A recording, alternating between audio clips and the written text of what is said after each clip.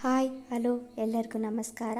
Welcome to the Sharanamma ಕಂಬಳಿ YouTube channel. ಇವತ್ತು ನಾವು ಡಿಫ್ರೆಂಟಾಗಿರಲಿ, ಟೇಸ್ಟ್ ಡಿಫ್ರೆಂಟಾಗಿ ಟ್ರೈ ಮಾಡೋಣ ಅಂತ ಎಗ್ ಆ್ಯಂಡ್ ಚಪಾತಿ ಹೇಗೆ ಕಾಂಬಿನೇಷನ್ ಆಗುತ್ತೆ ಅಂತ ನೋಡ್ತಾ ಇದ್ದೀವಿ. ನೀವು ಟ್ರೈ ಮಾಡಿ ಎಂದು ಹೇಳ್ತಾ, ಫಸ್ಟು ಒಂದು ಈರುಳ್ಳಿನ ಸಣ್ಣದಾಗಿ ತುಂಬ ಚಿಕ್ಕದಾಗಿ ಹೆಚ್ಕೊಳ್ಳಿ. ಭಾಳ ಅಂದರೆ ತುಂಬಾ ಸಣ್ಣವಾಗಿರಬೇಕು, ಭಾಳ ದೊಡ್ಡ ಹೆಚ್ಕೊಳ್ಳೋಕ್ಕೆ ಹೋಗಬೇಡಿ. ಹೀಗೆ ನಮಗೆ ಸಪೋರ್ಟ್ ಮಾಡ್ತಾ ಇರಿ, ಲೈಕ್ ಮಾಡಿ, ಸಬ್ಸ್ಕ್ರೈಬ್ ಮಾಡಿ, ಶೇರ್ ಮಾಡಿ ಎಂದು ಹೇಳ್ತಾ ಈ ನಮ್ಮ ಚಾನಲ್ನು ಇನ್ನೂ ಬೆಳೆಸಿ ಅಂತ ಕೇಳ್ಕೊಳ್ತಾ ಇದ್ದೀವಿ. ಈರುಳ್ಳಿನ ತುಂಬ ಚಿಕ್ಕದಾಗಿ ಹೆಚ್ಕೊಳ್ಳಿ.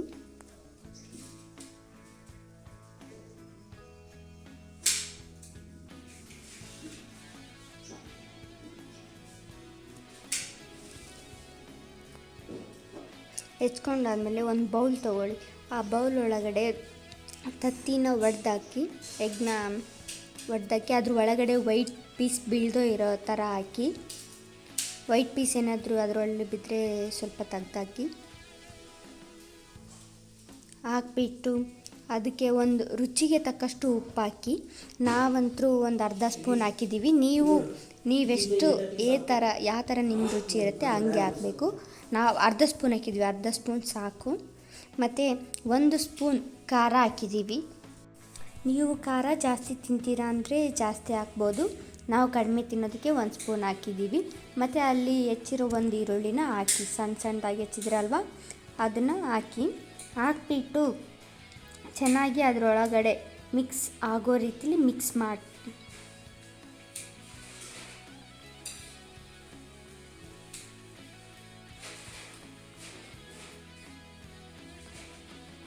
ಚೆನ್ನಾಗಿ ಮಿಕ್ಸ್ ಮಾಡಿ ಅದೆಲ್ಲ ಯೆಲ್ಲೋ ಕಲರ್ ಎಗ್ ಒಳಗಿರೋದು ಎಲ್ಲ ಮಿಕ್ಸ್ ಆಗಬೇಕು ಚೆನ್ನಾಗಿ. ಹಾಗೆ ಮಿಕ್ಸ್ ಮಾಡಿ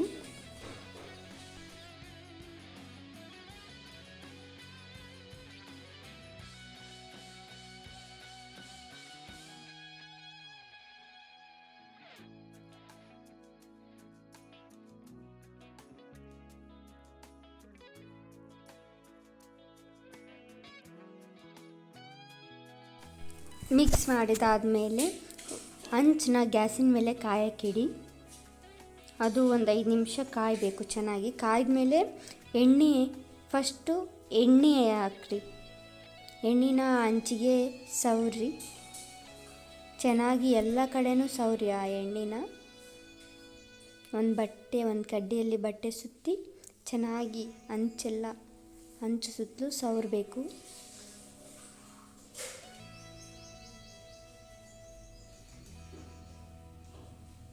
ಎಣ್ಣೆ ಎದಕ್ಕೆ ಸವರಬೇಕಂದ್ರೆ, ಎಗ್ ಹಾಕಿರ್ತೀವಲ್ವಾ ಅದು ಎಲ್ಲಿ ಅಂಟ್ಕೋಬಾರ್ದು ಹಂಚಿಗೆ.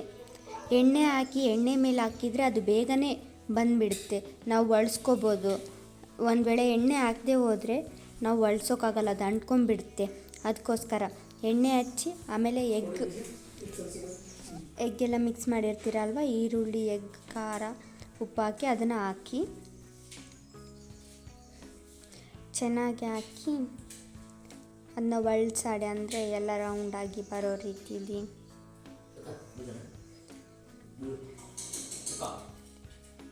ಚೆನ್ನಾಗಿ ಒಳಿಸಿ ಎಲ್ಲ ರೌಂಡಾಗಿ.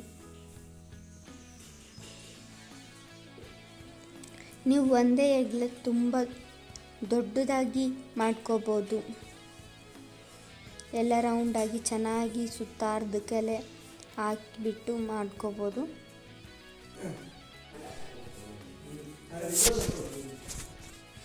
ಅದೆಲ್ಲ ಚೆನ್ನಾಗಿ ಕಾಯೋ ತನಕ ಬಿಡಿ. ಒಂದು 2 ನಿಮಿಷ ಬಿಡಿ ಸಾಕು. ಬಿಟ್ಟಾದಮೇಲೆ 2 ನಿಮಿಷ ಆದಮೇಲೆ ಅದ್ರ ಮೇಲೆ ಒಂದು ಸ್ವಲ್ಪ ಎಣ್ಣೆ ಹಾಕಿ, ಇನ್ನೂ ಅದು ಬಂದಿಲ್ಲ ಅಂದರೆ 1 ನಿಮಿಷ ಬಿಡಿ. ಮತ್ತು ಅದನ್ನ ಒಂದು ಸ್ವಲ್ಪ ಫ್ಲೇಮ್ ಜಾಸ್ತಿ ಇಟ್ಕೊರಿ. 5 ನಿಮಿಷ ಆದಮೇಲೆ ಒರೆಸಿ ಅದನ್ನ ನೀಟಾಗಿ ಎಲ್ಲ ಕಡೆಯಿಂದನೂ ಬಿಡಿಸ್ಕೊಳ್ಳಿ. ಫಸ್ಟ್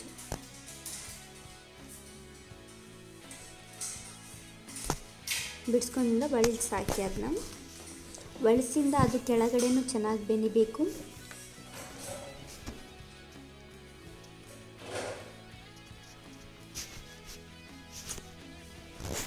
ಎರಡು ನಿಮಿಷ ಬಿಡಿ.